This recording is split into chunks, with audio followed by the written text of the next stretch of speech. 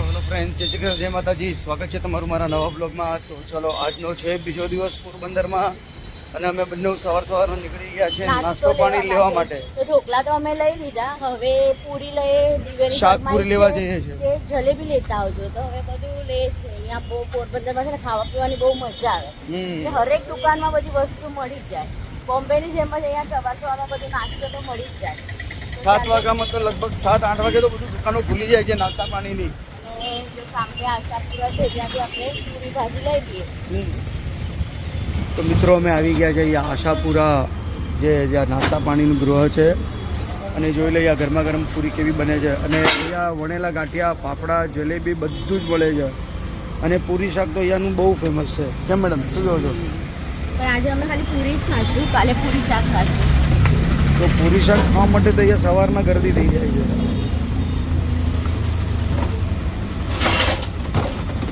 અને પછી આપણે ચા જશું, ત્યાંથી ચા લેશું રામ ટી હાઉસમાંથી, શ્રીરામ ટી હાઉસ.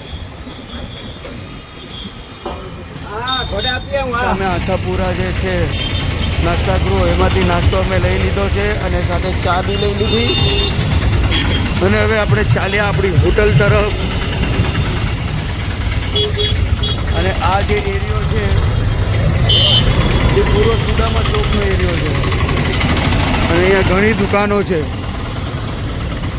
ખાવા પીવાની, કપડાની, ઇલેક્ટ્રોનિક આઇટમ, ઘણી બધી દુકાનો છે. અને આ લાઇનમાં તો અમારે આ હોટલની લાઇન આગળ તો બધા ટ્રેવલ્સ જ છે. ટ્રેવલ્સ છે અને પરોઠા હાઉસ, જે વેજ જમવાનું હોય. અને મેડમ જોઈ લો એકદમ ફટાફટ આગળ ચાલી રહ્યા છે, કેમ કે નાસ્તાની ભૂખ બહુ જોરદાર લાગી ગઈ છે. કેમ મેડમ? પૂરીની સુગંધ એટલી આવે છે ને કે જલ્દી હોટલના રૂમમાં પહોંચીને ખાઈ લેના.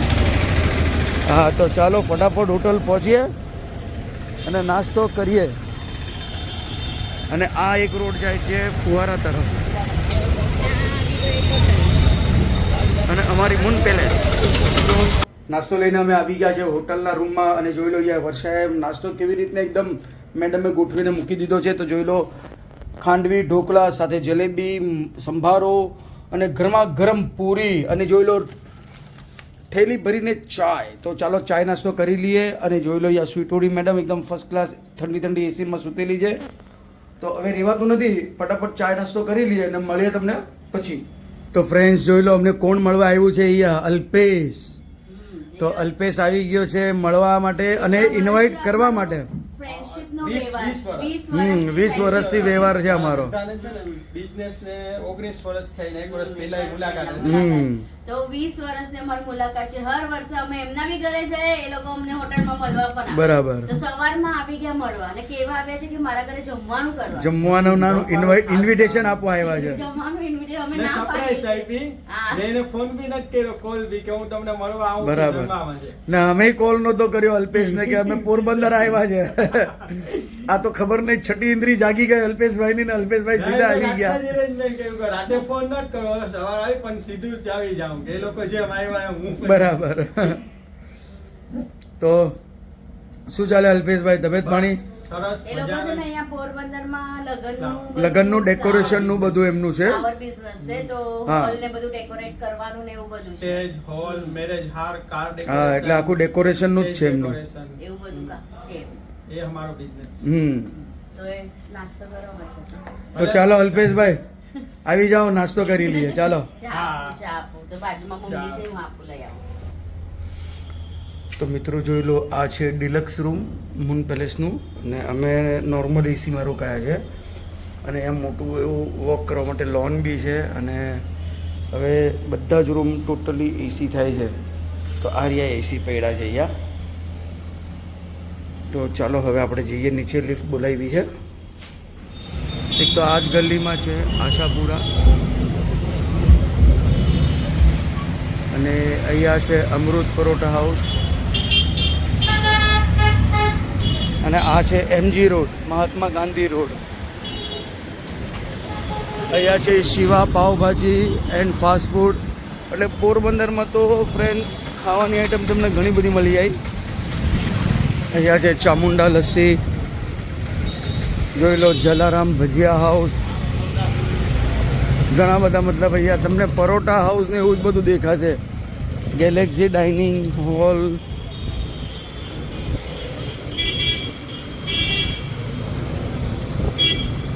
આ છે જલારામ ફરારી સેન્ટરનું કાર્ડ. અહીંયા તમને ફ્રેન્ચ ફ્રાઈસ, ઉપવાસના પેટીસ બધું જ મળી જાય. અને આ છે હોટલ મૂન પેલેસ, જ્યાં અમે રોકાણા છે. અહીંયા સામે જોઈ લો શંકર પાવભાજી બી છે અને જય ચામુંડા પાવભાજી બી છે, અને એની ફર્સ્ટ ફ્લોર ઉપર રેસ્ટોરન્ટ પણ છે. તો ચાલો હવે આપણે જઈએ આપણા હોટલ રૂમ પર. અને હોટલની અંદર જ રેસ્ટોરન્ટ છે જય ચામુંડા. વાગી ગયા છે બપોરના 2 અને જો રૂમમાં તો લાઇટ બાઇટ બંધ કરીને દિવ્ય તો આખો દિવસ એસીના રૂમમાં જો સૂઈ રહી છે. બસ એસી મળી ગઈ ને એટલે આખો દિવસ આરામ કરવાનો. અને સ્વીટ ઉડી ગઈ છે બાજુના રૂમમાં, મમ્મીના રૂમમાં. ને દિવ્યના પપ્પા ગયા છે અમારા માટે લંચ લેવા માટે હોટલમાં. તો જોઈએ હવે એ લોકો શું લઈ આવે છે. એ અને મારા મામા ગયા છે પોરબંદરમાં જ છે મારા મામા, એટલે કઝિન મામા છે, મમ્મીના માનેલા ભાઈ છે. એ અત્યારે જ મળવા આવ્યા હતા અમને. તો એને લઈ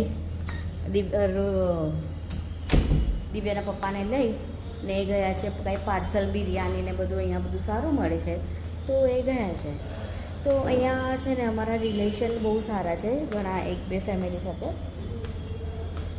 અને બધા લોકો આવશે સાંજે મળવા માટે. એ લોકોએ તો કીધું કે ચોપાટી જશું સાંજે, તો એવી રીતના છે. અને જો હું આવી ગઈ છું ટેરેસ પર જો ફૂલ તડકો છે, એકદમ ગરમી ને તડકાના હિસાબે છે ને અમને બહાર નીકળવાનું બહુ કંટાળો આવે છે અહીંયા, કે તડકામાં જાય તો પછી આખી સ્કિન પણ આપણી ચેન્જ થઈ જાય. ને બપોરના શું છે પોરબંદરમાં થોડી વધારે ગરમી લાગે, એટલા માટે છે ને અમે એસી વાળું રૂમ લીધું અહીંયા કે આપણે થોડું સારું લાગે.